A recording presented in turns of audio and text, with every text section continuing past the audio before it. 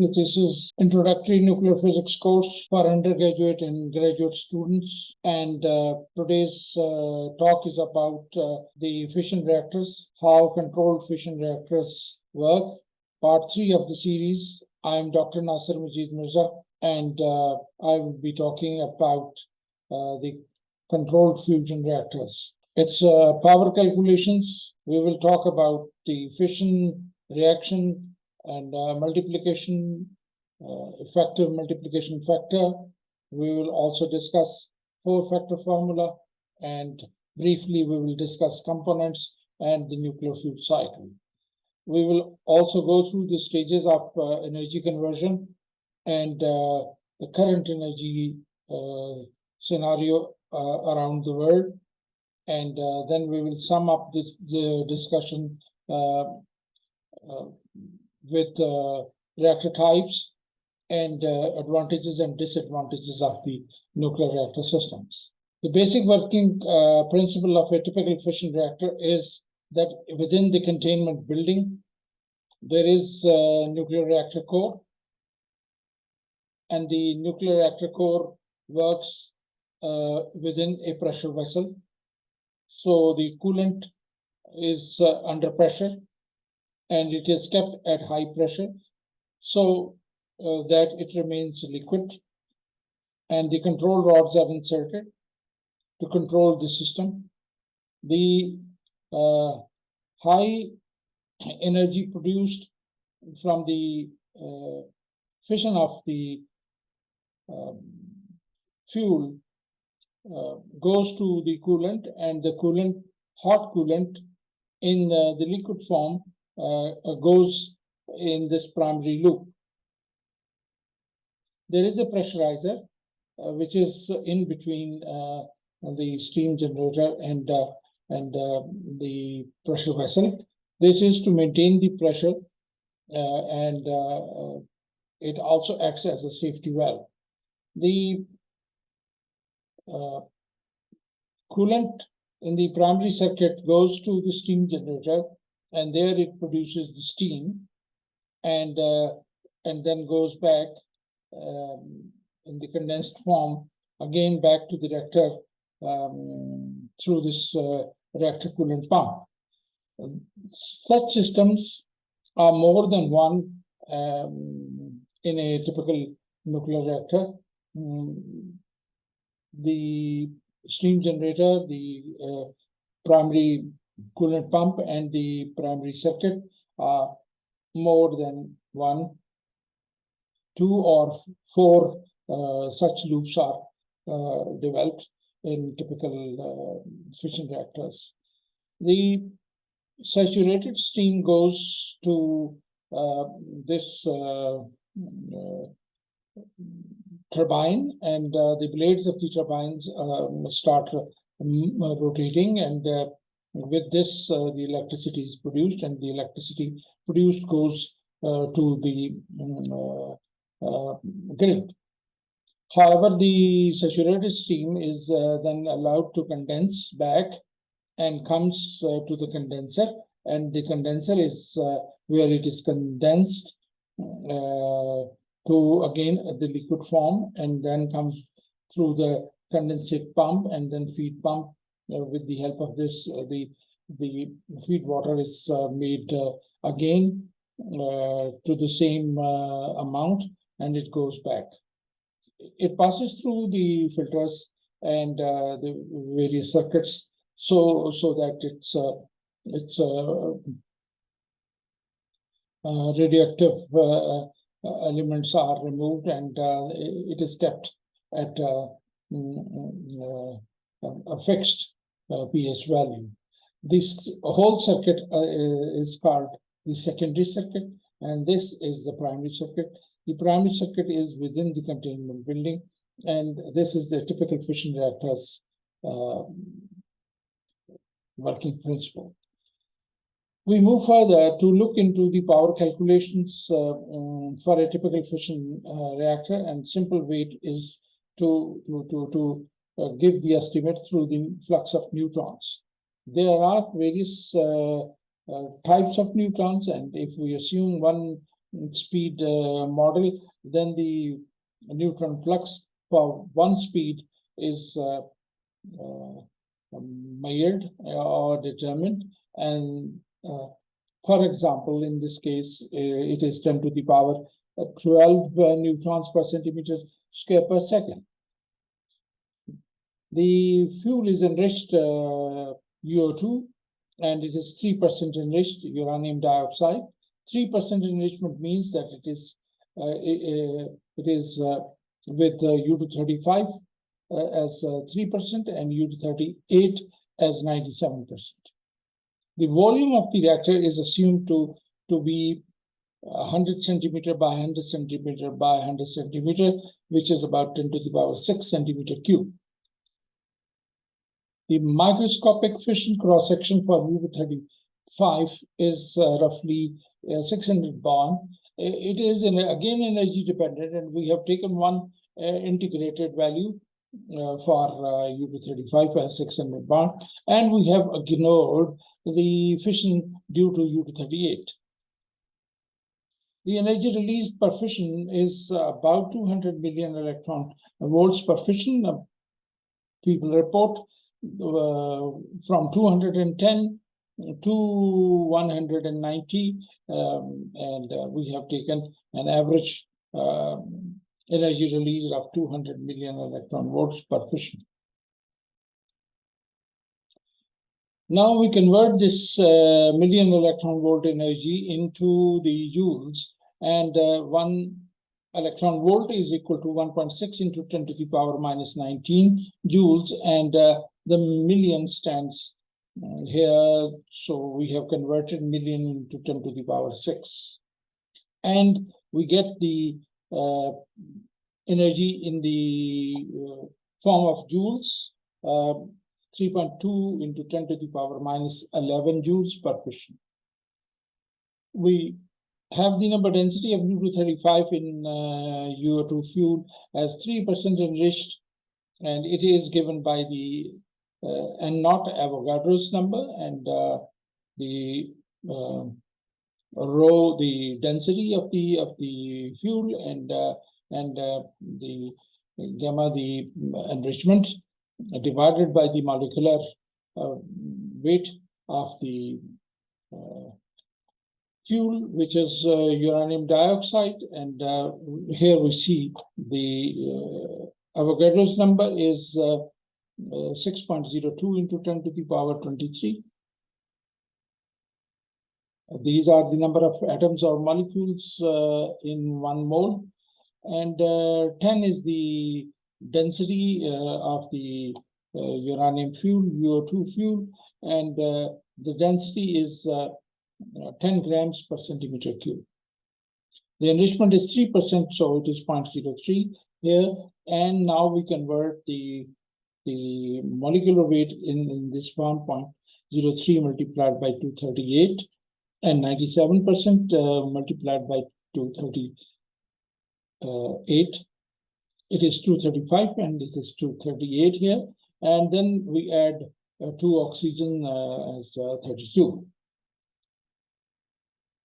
The number of atoms per centimeter cube are about 0.6691 into 10 to the power 21.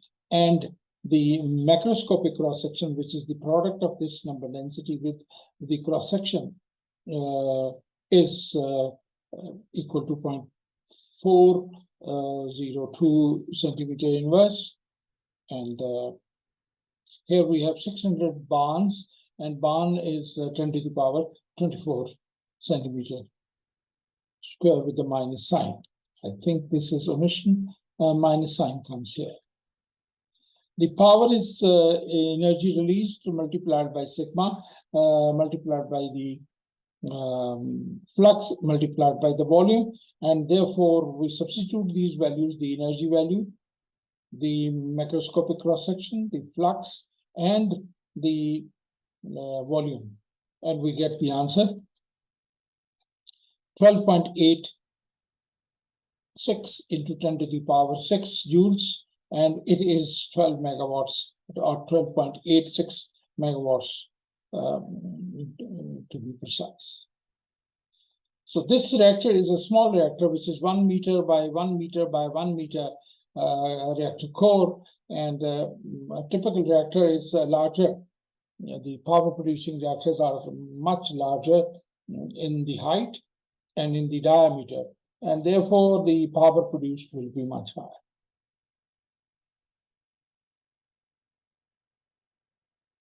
We have already seen this, that the controlled fission reaction is due to the neutrons that carry further, because in a fission, if 1 or 2 or 3 neutrons are produced, then the emission of these neutrons will lead to possibly the chain reaction. If one of the fission neutron is going to induce fission, then another fission will happen, and that fission will produce another neutron or 2 neutrons, and this will continue. More than 1 neutron are can affect and induce the fission, and they can affect the system, and the chain multiplication can be more rapid. To remain controlled, a nuclear reactor, for every 2 or 3 neutrons that are released, one must allow only 1 to fission, and the rest of the things should be absorbed. If it is more than this, then multiplication will start escalating, and it will be actually promoting the fission, and it will be soon uncontrolled. To release all these, the parameters that have been devised to explain mathematically, they are part of the effective neutron multiplication factor. And let's briefly see what are the components of the effective multiplication factor. Basically, multiplication factor is a ratio of the number of neutrons that are produced by the fission in one generation to the number of neutrons that are produced by fission in the preceding generation. So it is the average number of neutrons from one fission to that will cause fission in another fission.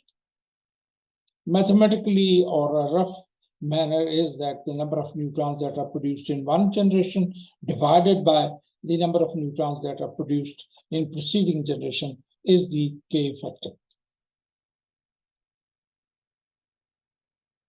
The value of the K effective is really crucial in a nuclear reactor or systems where there is possibility of the criticality. The K effective determines that system can be subcritical or critical or supercritical. If the K effective is less than 1, then it will be a subcritical system, because the neutrons that are produced in the next generation are less than the neutrons that were in the previous generation. So system will not sustain such chain reactions, and it will be such a system in which the chain reaction will die as a function of time. The K effective equal to 1 means a critical reactor, a critical system, where every fission will cause an average 1 more fission, which will lead to the continuity of the fission as the time progresses. So the reaction will keep on happening.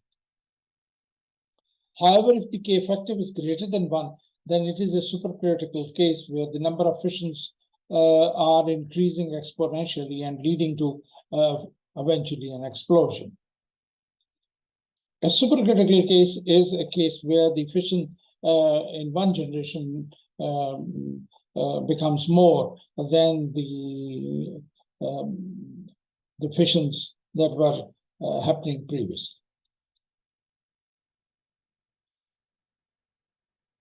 Usually, a 4-factor formula is employed to elaborate further the multiplication, and one of the factor in the multiplication factor is the production factor eta.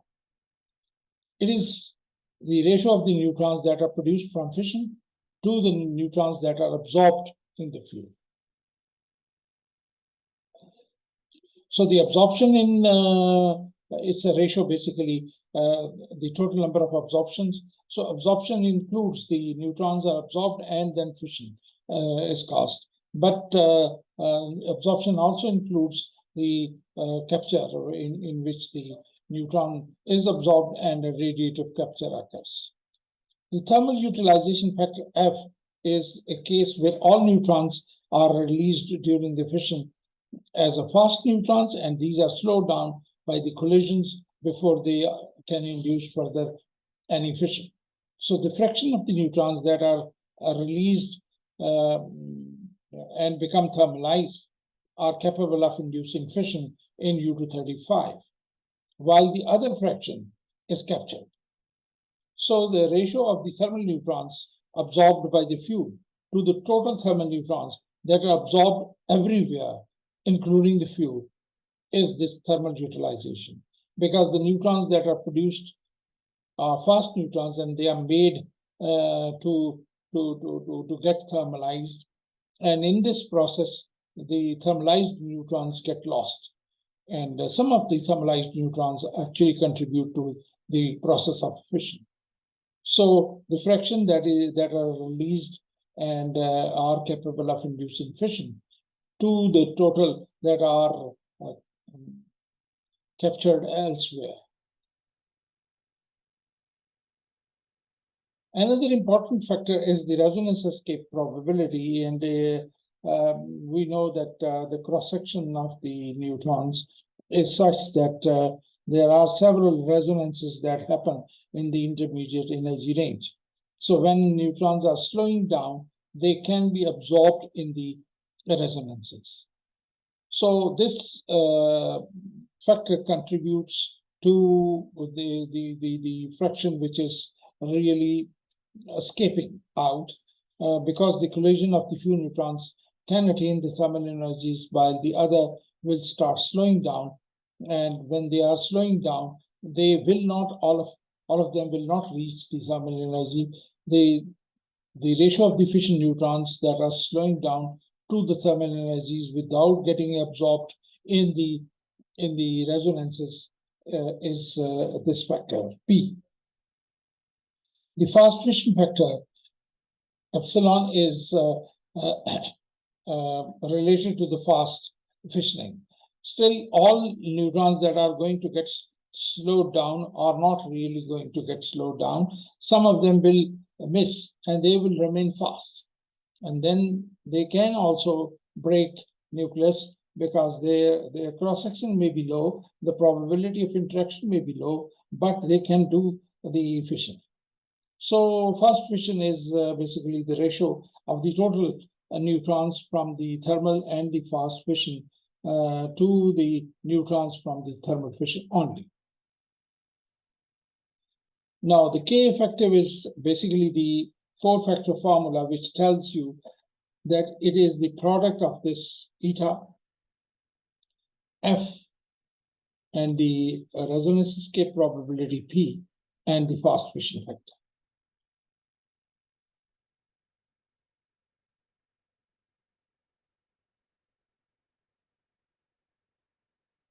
We now know very well that the nuclear reactors are controlled systems, and they are controlled, and the fission chain reaction can be generating energy and can also be producing neutrons. So reactors that are generally used to produce electricity and part of the scheme where the energy is produced, then such reactor systems are the power reactors. And the research reactors are where the neutrons coming from the fission are used for the other purposes. For example, the production of radioisotopes, for radiation therapy, to test materials and to conduct the basic research and to learn more about the research reactors. However, the power reactors have one sole purpose of producing electricity from the fuel. We have already seen that the components of the neutron-based nuclear reactors are the neutron source. Commonly used neutron sources include the californium-252 and beryllium. And the fuel is uranium-enriched fuel in the form of fuel rods, and they are with the cladding, and cladding material is stainless steel, zirconi, zirconium, aluminium, many such materials. The moderator is generally water or heavy water or graphite. A moderator is to moderate the neutrons. The fast-moving neutrons should get slowed down, and at the low energies, they will be allowed to absorb. The absorption for the control mechanism include the cadmium rods and boron-10. In a typical nuclear reactor, the coolant is water, heavy water, and various forms of gases. The carbon dioxide are most commonly used coolants. There are protective shields. Multi-layered shielding mechanism is adopted in a typical power reactor and also in the research reactor. The shields also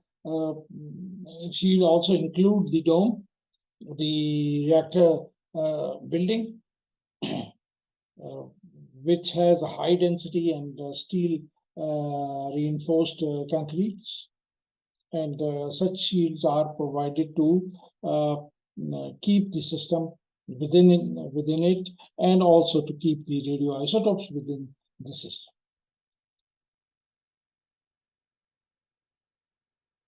If we look at the typical nuclear fuel cycle, here it is.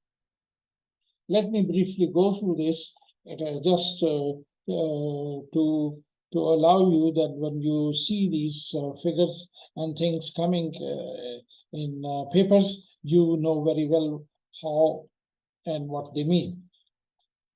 For a nuclear reactor to really operate, the natural uranium feed is desired. However, this goes through a process. The process is that uranium mining is done and milling is done, and then it is the conversion into yellow cake, and then enrichment is done. So there is a uranium part for the natural uranium that it is converted into yellow cake. It is enriched in an enrichment plant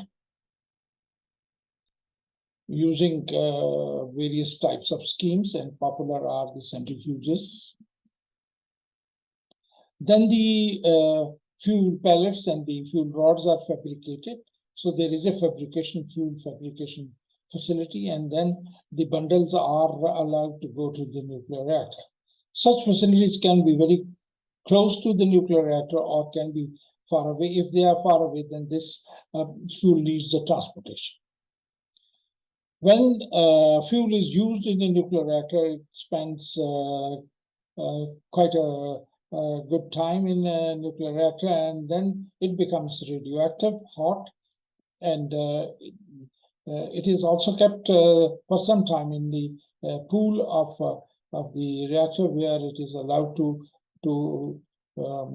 decay. The short-lived radioisotopes decay, and then this fuel can be used to the either the spent fuel storage bay or allowed to reprocess further.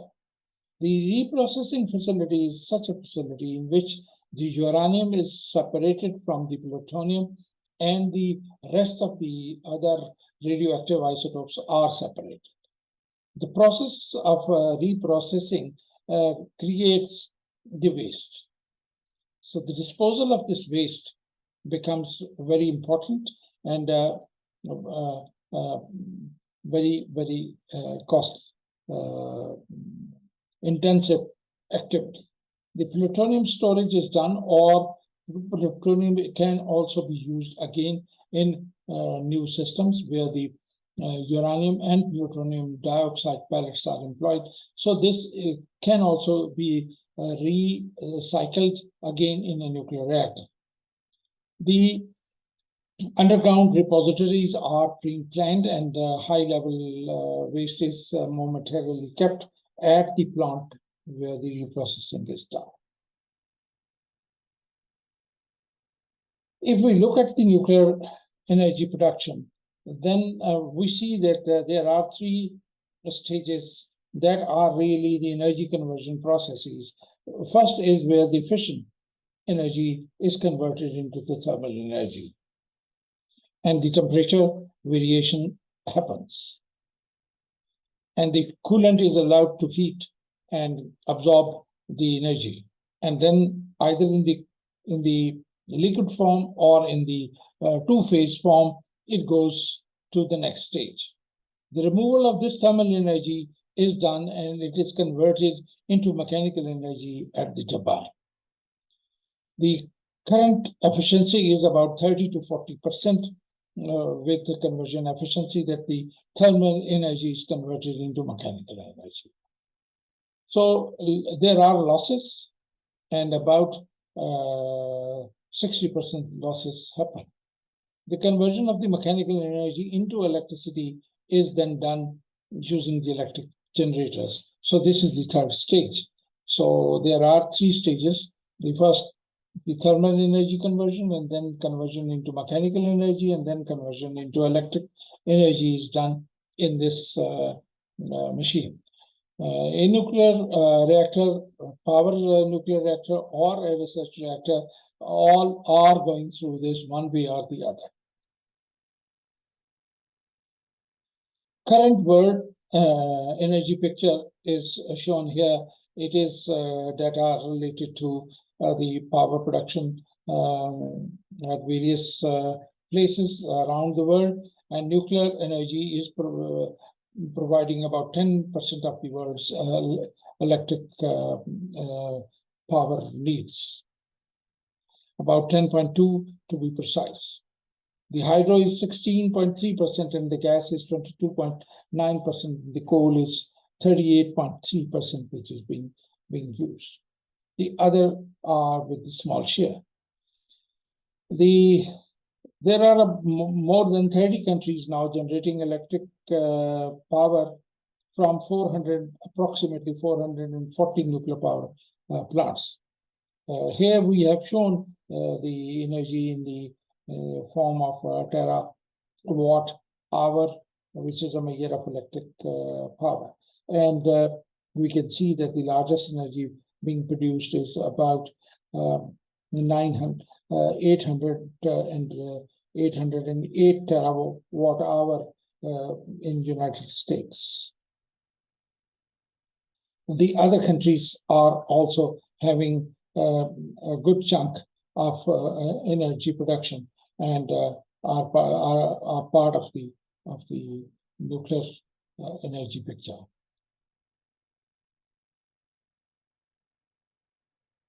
Current trend in the power reactors is such that there are gas-cooled reactors called GCRs or AGC, advanced gas-cooled reactors, and then the pressurized water reactors, PWRs, and then the boiling water reactors, BWRs.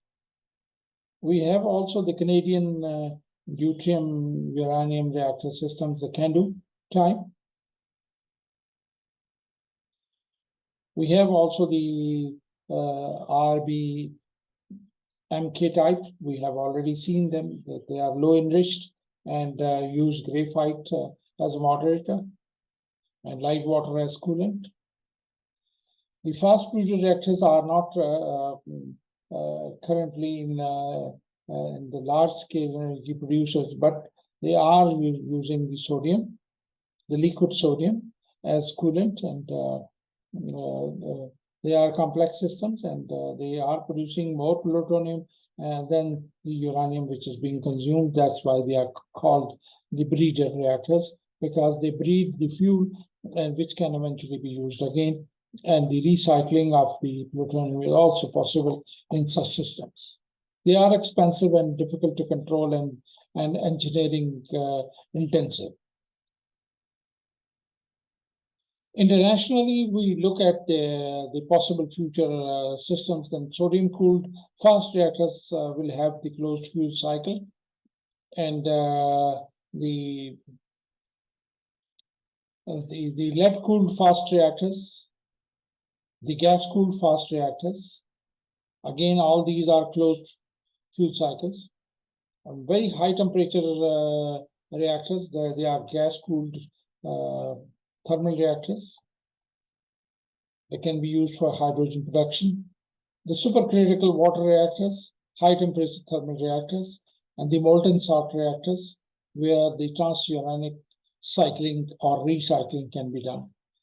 These are the international possible future reactor studies that are telling us that this is the future in the nuclear fission reactor systems.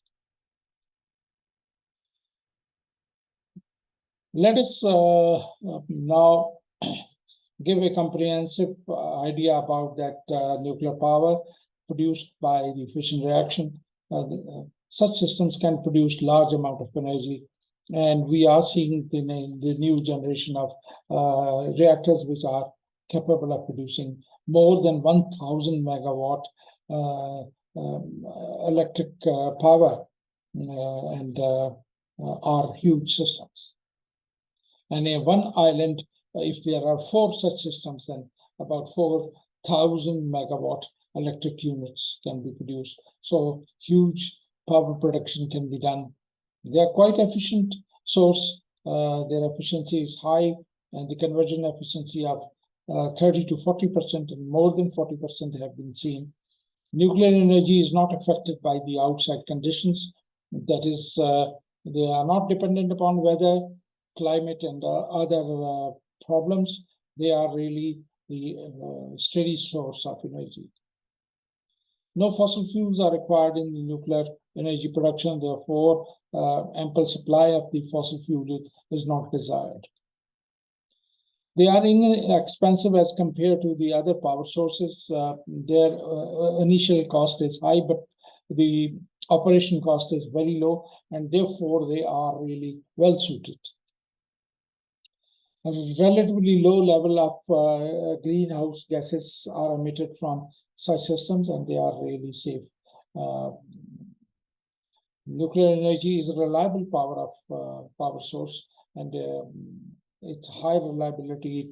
Its operating conditions are such that they can be operated at high capacity factors and still will be capable of producing a large amount of energy always.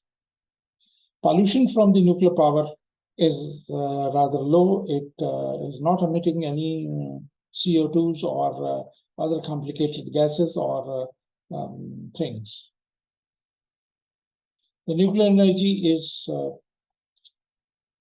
now in the current trend can be very, very nice complement to the solar or the wind energy, and one can take advantage of the clean energy sources. However, there are few disadvantages of the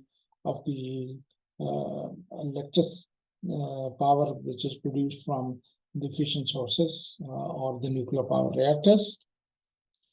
These include that high initial construction cost is involved in nuclear power plants, and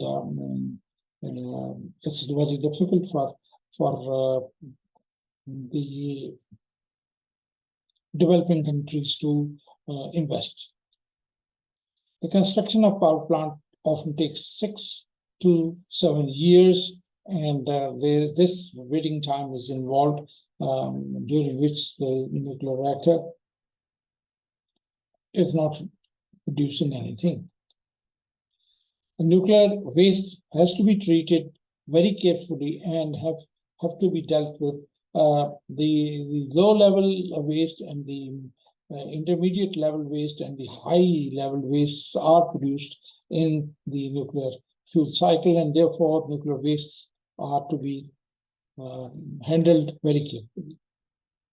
High costs are involved to get rid of radioactive waste and to make the final burial grounds for the high-level waste.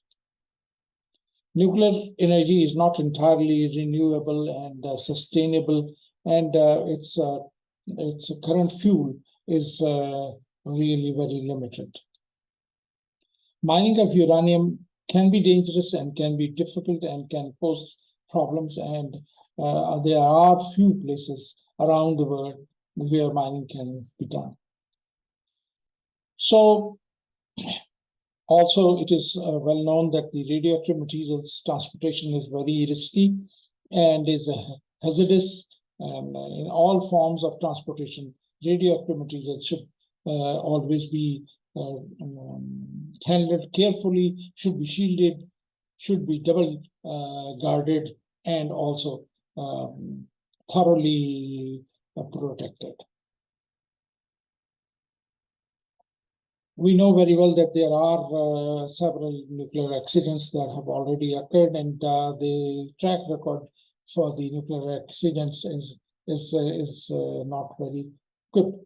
Saving lives from the large time effects of such accidents is still to be evaluated and estimated. So high risk is involved with any accident where the nuclear radioactivity is involved, because its long-term effects are really unknown at this stage also. With this discussion, we come to end of the topic on the fission reaction and the related power being produced in the controlled manner. Our next discussion will be about the fusion reactions and how to control fusion reactions, and what are the possible fusion reactions that are happening in the universe. Thank you so much.